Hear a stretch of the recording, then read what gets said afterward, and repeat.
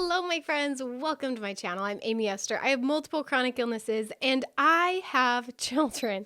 And keeping a clean house with young children is so incredibly hard. And especially when you live chronically ill and you have extra challenges, it just feels like it's impossible to keep a clean house. But I have 10 tips for you today that will help you if you are struggling to keep your house clean with kids. Let's get right to it. Number one is to keep it simple. Keep it as simple as possible with your dishes and your laundry and your toys. Keep it simple so that they can help you do it. If you've seen my dish routine video, I literally just throw all of my kids' dishes in one big drawer that they can get to. It's not organized, it's not pretty, but it's clean. And they can get to it themselves and they can put their own dishes away. Same with laundry. If you've seen my laundry routine video, everything is just thrown in bins. We don't fold it. We don't make it look pretty, but it's all categorized: short sleeve shirts, long sleeve shirts, dresses, pants. They all have their categories so the kids can learn how to separate things, but it's not hard enough that they can't do it. Even my little kids can help me do laundry all by themselves. And then when it comes to toys, I like to do macro categories. I keep it very simple by having their toys in really big bins, like their smaller toys are in super big bins, and they're in macro categories, meaning it's all the cars in one bin.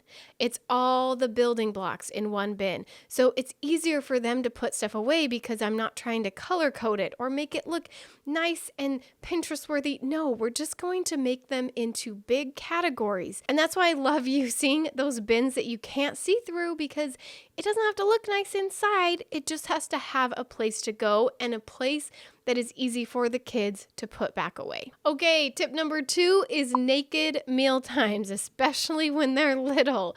I do try using the bibs. I like the bibs that have the little lip underneath so it catches stuff. So those are nice, but I typically have my kids be naked while they eat messy foods. It makes things a lot easier. In fact, I have a big sink and I'll just throw my babies in the sink after and we'll just spray them down real fast. Makes it super simple and easy. I've also tried those floor mats you can put underneath their chairs, and then all the food that falls on the floor, you just pick up the mat after, throw it in the sink, spray it down, good to go. Tip number 3 is to keep cleanliness and tidiness in your routine. If your kids know right before bed we clean up all the toys and put them away, they will be such in the habit of that it won't even cross their mind. They'll just know, oh, it's bedtime. We need to go put our toys away. Oh, it's after mealtime. We need to go take our plate into the sink, right? You got to set up these routines that it's normal. And this is what we do every day. And I'm not going to say I'm perfect at this, but hey, every morning after we get out of bed, we make our bed. Every time we finish our meal, we go put our dish in the sink. Make it a routine so that they will be able to remember and not even have to think about it. They'll just do it. Which moves me right into number 4, which is to clean up food ASAP. And this is definitely hard when you live chronically ill and you just don't want to get up again and you just made them a meal and now you have to clean it up. But the sooner you clean it up, the easier it is. If they spill spaghetti sauce on the floor and you wait till tomorrow to clean it up, you're going to have to let it soak. It's going to be hard to scrub off. But if you immediately wipe it up, it's going to come right up. It's so much easier to clean up food right away. I'm definitely guilty of waiting. I am definitely guilty of getting the stickiness on my floor and then having to soak it. And then it's so much harder to scrub and clean off. So I am really a hypocrite in this one. I need to be better at this, but it makes it so much easier if you just immediately wipe it up. Okay, number 5 is to make cleaning fun. Turn on music, make it a game. Make it a game to see if they can throw their clothes in the laundry basket and make it in. Make it a game to see if they can throw their balls in the bin. If you make it fun, they're going to enjoy it. I like to make cleaning fun for me. I like to turn on music. I like to dance while I'm doing it.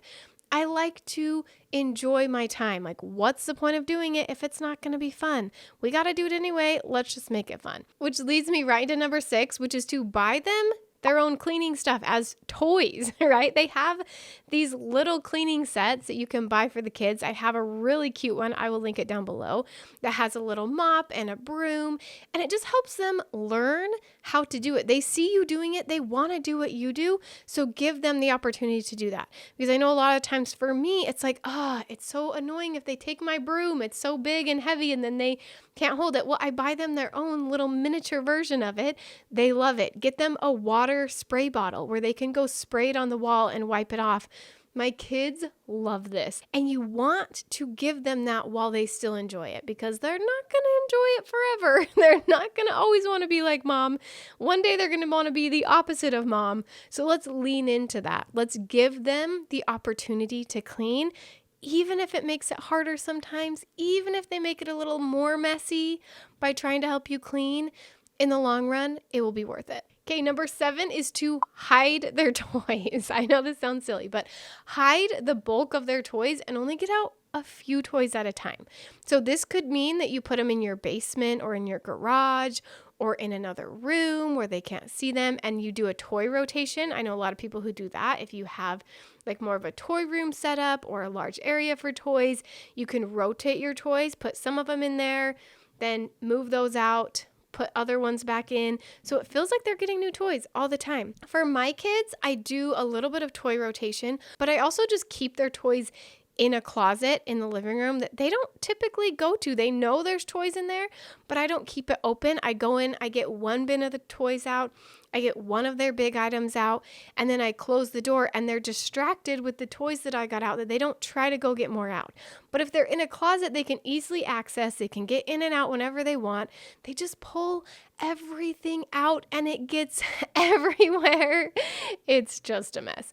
And going along with those toys is I personally like to buy big toys. I don't like the tiny little pieces that just get scattered around my house and they just end up everywhere. We have a few blocks, we have a few maybe doll stuff that my daughter likes, but until they're old enough to really keep those little things organized, I don't buy the little things for my kids. And if they get them for their birthdays, I hide them or I donate them because it's just too much work for me. It's not worth it. I would rather have them have their balance beam out on Mondays. And then on Tuesdays, they get their little playhouse out. And on Wednesdays, they get their tumbling mat. And on Thursdays, they get their little jungle gym. It's so much easier to just pull out one big toy that they play with and they get their energy out and it's awesome than to have all these tiny little toys that just get spread throughout my house and under my couch and in all the crevices and stuff. I much prefer the big toys, and so do my kids. Going along with buying them little toys that are their size or safer versions of what you use to clean your house is to have them clean alongside with you. Have them do the things that you're doing. Have them hold on to the vacuum while you're vacuuming. Have them do it with you. So one, it's an activity you guys do together. It's fun. It's enjoyable, like we talked about. And it's also teaching them how to use the actual cleaning supplies once they are big enough to vacuum. Once they are strong enough to hold the whole vacuum up, they've already learned how to do it because they've been doing it with you. Okay, and the last tip to help keep your house cleaner when you have kids, especially young kids, is to keep places locked that they like to get into. So if you have, for example, a toy closet and you want to just do the toy rotation, do a little bit at a time, hide the rest, lock that closet so that they can't get into it and only you can get into it. And you can go in and decide when is it the right time to get more of those toys out and make sure the other ones are put away before you get more out. Of course, we want to baby-proof and lock up the dangerous stuff and the chemicals and all that stuff, but also just anything that the kids get into that you don't want them to get into. So for us, we lock every cabinet in our kitchen except for their cabinet, their drawer, because they will just get into it and pull everything out and try to play with it, especially those little ones. They will do it. My kids also love to get in the pantry, and it drove me crazy when now we put a lock on the pantry door. I'll link the locks that we use down below. But we put a lock on our pantry door and now they can't get in there. All right, friend, I hope you enjoyed those 10 things that help me keep my house cleaner with kids. Let us know in the comments below. Do you have anything that you do that helps you with kids? Obviously, I have young kids. If you have older kids, let us know the things you do to keep your house cleaner while having children, because it is a tough battle. And if you're not yet subscribed to my channel, make sure you're subscribed so you don't miss any of the videos I have in this cleaning series, as well as all the other videos about living with extra fatigue and pain. You don't want to miss it. I'll see you on the next one.